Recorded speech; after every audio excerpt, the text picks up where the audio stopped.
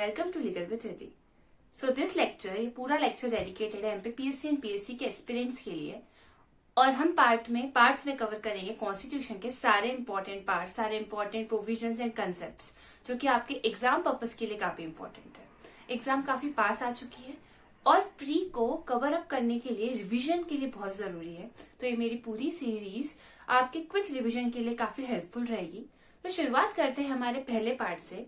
आज हम बात करेंगे कॉन्स्टिट्यूएंट असेंबली से लेके हमारे कॉन्स्टिट्यूशन के अडॉप्ट एंड इनेक्ट होने तक कि क्या मेजर पॉइंट्स और क्या मेजर वो सारे कंसेप्ट जो कि आपको एग्जाम पर्पस के लिए याद रखने हैं और इनसे क्वेश्चंस काफी बार आए भी हैं और आ सकते हैं। ये इंडियन पॉलिटी का पार्ट है। तो चलिए शुरू करते हैं। सबसे पहले कॉन्स्टिट्यूशन इंडिया का सबसे ब्यूटीफुल डॉक्यूमेंट है और इसकी शुरुआत हुई थी हमारी कॉन्स्टिट्यूएंट असेंबली से। संविधान को बनाया है वो संविधान की वो सभा ने जो कि इंडिया के फ्रीडम के पहले काफी टाइम तक हमारे लिए जिनने मेहनत की थी। तो ये आइडिया आया कहां से था? तो इसकी शुरुआत होती है सबसे पहले 1934 में एमएन रॉय के आइडिया से। सबसे पहले कॉन्स्टिट्यूएंट असेंबली का आइडिया एमएन रॉय ने दिया था 1934 में। 1935 में इंडियन नेशनल कांग्रेस ने ये डिमांड की थी कि हमारे फ्री इंडिया के लिए हम कॉन्स्टिट्यूएंट असेंबली बनाई जाए जो कि हमारे फ्री इंडिया के लिए एक स्वतंत्र भारत के लिए संविधान बनाएगी, यानी कि कॉन्स्टिट्यूशन बनाएगी।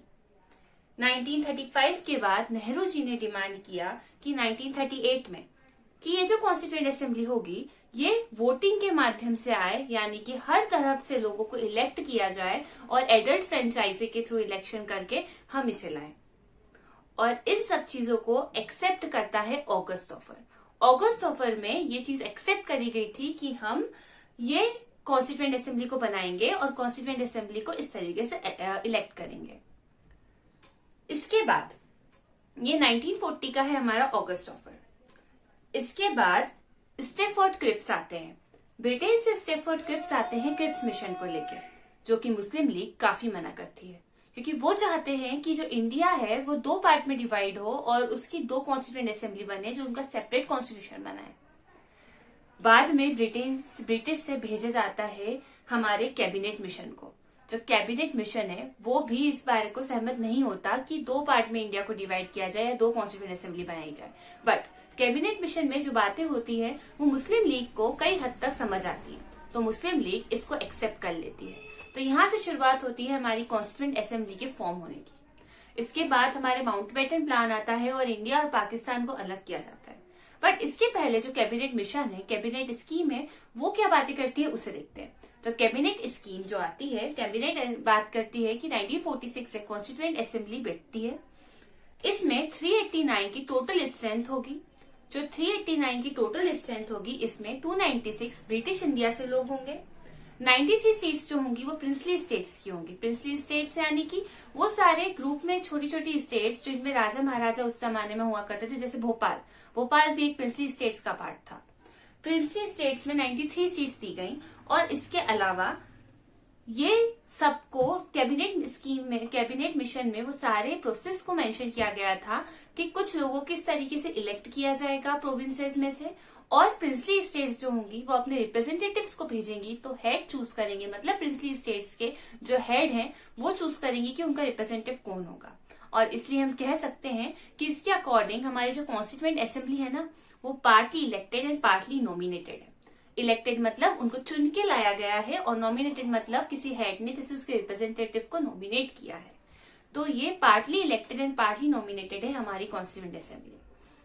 पर यहाँ तो सिर्फ शुरुआत हुई थी, ये तो सिर्फ स्कीम थी। फिर होता है इंडिया और पाकिस्तान का डिवीजन और इस बीच काफी चेंजेस आते हैं। जब वाकई में कॉन्स्टिट्यूएंट असेंबली बैठती है तब प्रिंसली स्टेट्स कॉन्स्टिट्यूएंट असेंबली को ज्वाइन ही नहीं करती हैं। वो बाद में हमारी असेंबली को ज्वाइन करती हैं पर उस वक्त ज्वाइन नहीं करती। तो यहाँ पे जब हमारा वाकई में जब कॉन्स्टिट्यूएंट असेंबली पहली बार बैठी तो जब इलेक्शन हुए ना उसके बाद इंडियन नेशनल कांग्रेस की 208 सीट मिली, मुस्लिम लीग को 73 सीट्स मिली थी और स्मॉल ग्रुप्स या कम्युनिटीज को मिला लें तो बाकी की सारी 15 सीट्स आई थी। कॉन्स्टिट्यूएंट असेंबली में सारे दिग्गज लोग बैठे थे, वो सारी इंपॉर्टेंट पर्सनालिटीज जिनके कारण आज हम यहाँ थे। पर वहां पे दो मेन लोग नहीं थे, हमारे जिन्ना साहब और हमारे महात्मा गांधी। और इसी कॉन्स्टिट्यूएंट असेंबली के आते आते इन दोनों की डेथ भी हो जाती है। तो कॉन्स्टिट्यूएंट असेंबली जब बैठी तो उसमें इतने सारे लोग मौजूद ही नहीं थे जितनी सीट्स आई। कॉन्स्टिट्यूएंट असेंबली की पहली मीटिंग जब 9 दिसंबर 1946 में की गई तो वहां पे सिर्फ 211 लोग बैठे थे। सिर्फ 211 लोग मौजूद थे उसी मीटिंग में, क्योंकि प्रिंसली स्टेट्स ने ज्वाइन ही नहीं किया और मुस्लिम लीग से सिर्फ वही लोग आए थे बाद में ज्वाइन करेंगे जो कि सिर्फ इंडियन डोमिनियन के थे, क्योंकि उस बीच में इंडिया और पाकिस्तान डिवाइड हो गया था। बट जब पहली मीटिंग में 211 लोग वहां पे मौजूद हुए तो सबसे पहले हम प्रेसिडेंट बनाते हैं डॉक्टर सच्चिदानंद सिन्हा को। अगर आपसे कभी भी पूछा जाए कि कॉन्स्टिट्यूएंट असेंबली के प्रेसिडेंट कौन थे, तो सबसे पहले प्रेसिडेंट टेम्पररी बेसिस पे बनाया गया था डॉक्टर सच्चिदानंद सिन्हा को 2 दिन के लिए। और ये बेस किया गया था कि वहां की कॉन्स्टिट्यूएंट असेंबली में सबसे ओल्डर मेंबर जो है उसे हम प्रेसिडेंट बनाएं। और ये जो मेथड है ये फ्रेंच मेथड है। फ्रेंच प्रैक्टिस होती है ऐसी कि जो ओल्डर मेंबर है उसे वो लोग प्रेसिडेंट बनाते हैं।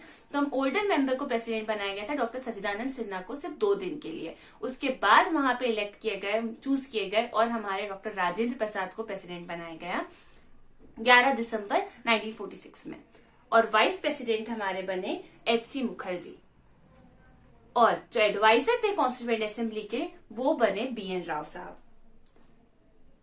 राजेंद्र प्रसाद, एच.सी. मुखर्जी एंड बी.एन. राव साहब। इसके बाद आगे बढ़ते बढ़ते देखते हैं कि 13 दिसंबर 1946 में हमारा हिस्टोरिक सबसे इंपॉर्टेंट ऑब्जेक्टिव रिजोल्यूशन को इंट्रोड्यूस किया गया जवाहरलाल नेहरू के द्वारा। जब ये ऑब्जेक्टिव रिजोल्यूशन इंट्रोड्यूस हुआ तो इसके अंदर वो सारे प्रिंसिपल्स और वो सारी फिलोसॉफी मेंशन थी जिससे आज हमारा कॉन्स्टिट्यूशन कई हद तक बना है।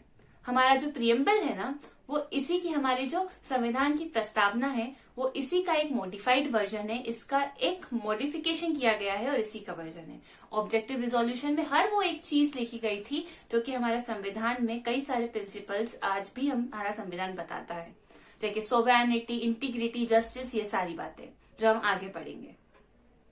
ये काफी इंपॉर्टेंट था और इसे बिना किसी असहमति के पूरे कंसेंसस से, मतलब सबकी सहमति से यूनानिमसली अडॉप्ट किया जाता है जनवरी 22, 1947 में।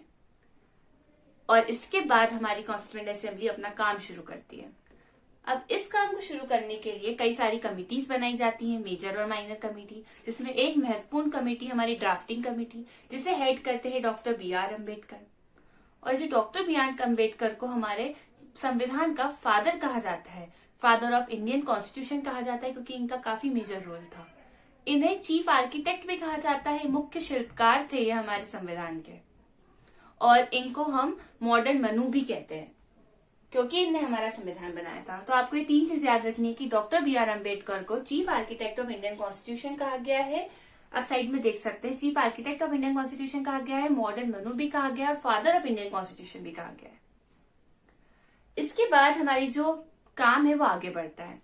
अब क्या हुआ ना कि ये जो ऑब्जेक्टिव इंडियन इंडिपेंडेंस एक्ट आता है, अब इस बीच में इंडिया और पाकिस्तान डिवाइड होता है और हमारा इंडियन इंडिपेंडेंस एक्ट आता है 1947 का, जो बोलता है कि जो कॉन्स्टिट्यूएंट असेंबली है ये एक सोवरेन बॉडी होगी, मतलब एक सुप्रीम बॉडी होगी जिसके पास अधिकार होगा कॉन्स्टिट्यूशन को बनाने का जिस भी तरीके से वो चाहे। और हमारा कॉन्स्टिट्यूशन काफी सारी कंट्रीज से लिया गया है, तो इसको लेने की प्रक्रिया में हमने 60 कंट्री के कॉन्स्टिट्यूशन को गो थ्रू किया था। हमने 60 कंट्रीज के संविधान को हमने पढ़ा था और ये सब खर्चों में पूरा टोटल एक्सपेंडिचर जो कॉन्स्टिट्यूएंट असेंबली का हुआ था कॉन्स्टिट्यूशन को बनाने के लिए वो होता है 64 lakhs का। और ये सब चीजों के दौरान जब हम सबको गो थ्रू कर रहे थे तो काफी बार कॉन्स्टिट्यूशन असेंबली में काफी सारी चर्चाएं हुई थी। अगर आपको कभी फुर्सत मिले और आप पढ़ाई से थोड़ा ब्रेक लेना चाहते हैं तो प्लीज संविधान की एक सीरीज देखिएगा, 10 एपिसोड है जिसके स्वरा भास्कर लीड करती हैं, उन्होंने एंकरिंग की है, इसमें यूट्यूब पे अवेलेबल है, संविधान नाम से। वो आपको डीपली हर चीज बताएगी और आपको काफी सारा नॉलेज देगी। तो फिर से चलते हैं हमारे कॉन्स्टिट्यूएंट असेंबली पे। तो जब कॉन्स्टिट्यूएंट असेंबली बैठी, इंडियन इंडिपेंडेंस एक्ट आया, तो इंडियन इंडिपेंडेंस एक्ट जो था 1947 का, वो बात करता है कि कॉन्स्टिट्यूएंट असेंबली जो है हमारी वो सोवरेन बॉडी होगी। और इसमें इसे 2 काम दिए गए, पहला तो कॉन्स्टिट्यूशन बनाने का और दूसरा काम दिया जाता है लेजिस्लेटिव बॉडी का। लेजिस्लेटिव का मतलब होता है लॉ बनाने का काम करने वाली। आज हमारे टाइम पे, आज के समय अगर हम देखें तो हमारे लॉज जो बनाती है वो पार्लियामेंट बनाती है। तो कॉन्स्टिट्यूएंट असेंबली कॉन्स्टिट्यूशन तो बना ही रही थी, साथ में बनाती है वो सारे ऑर्डिनरी एक्ट्स, वो सारे ऑर्डिनरी लॉज जो कि इंडिया पे लगने वाले हैं। अब ये जब भी ये सेपरेट डे में दोनों काम चल रहे थे। कॉन्स्टिट्यूशन जब बन रहा था तो कॉन्स्टिट्यूएंट असेंबली जब कॉन्स्टिट्यूशन बनाने के लिए बैठती थी तो हमारे डॉक्टर राजेंद्र प्रसाद इसके चेयरमैन हुआ करते थे। और जब ये लेजिस्लेटिव बॉडी का काम कर रही होती थी, मतलब बाकी सारे लॉज बना रही होती थी, तो इसको चेयर करा जाता था हमारे गावलंकर साहब इसके चेयरमैन होते थे। जीवी मावलंकर साहब इसको चेयर करते थे। इसके बाद कॉन्स्टिट्यूएंट असेंबली के आखिरकार ये सारे काम बहुत दिन तक चले और पूरा ड्राफ्टिंग की गई, बार बार इसे इंट्रोड्यूस किया गया, हर एक मुद्दे पे चर्चा की गई, हर एक मुद्दे को चर्चा करके वहां रखा गया। और उसके बाद आखिर में 26 नवंबर 1949 एक वो दिन होता है जिस दिन हमारा संविधान बनके तैयार हो जाता है और इस दिन हम हमारे संविधान को अडॉप्ट करते हैं। संविधान का अडॉप्शन कहूं या फिर संविधान का बनके तैयार होना, ये होता है 26 नवंबर 1949 को। और कुछ ऐसे सेक्शन है, काफी सारे माइनर सेक्शन ऐसे हैं जो कि उसी दिन से लागू हो जाते हैं, बट संविधान उस दिन लागू नहीं होता। हमारा संविधान इनेक्ट होता है 26 जनवरी 1950 में। और अगर आप पूछे ऐसा क्यों, तो ऐसा इसलिए क्योंकि पूर्ण स्वराज की एनिवर्सरी होती है। पूर्ण स्वराज डे जो लाहौर सेशन में लिया गया था 1929 में, तो 1930 में पूर्ण स्वराज डे का जो 20 साल पूरे करता है वो 1950 में। तो हम हमारा संविधान को इनेक्ट करते हैं उस दिन जिस दिन पूर्ण स्वराज डे होता है और उसकी 20th एनिवर्सरी होती है, दैट इज 26 जनवरी 1950, जिसे आज हम रिपब्लिक डे कहते हैं। और जिस दिन संविधान को अडॉप्ट किया गया था, यानी कि 26 नवंबर 1949, उसे आज हम कहते हैं हमारा कॉन्स्टिट्यूशन डे। तो ये बात याद रखना बहुत जरूरी कि 26 नवंबर को उसे अडॉप्ट किया गया था और उसे इनेक्ट मतलब लागू किया गया था 26 जनवरी से। और क्यों किया गया था?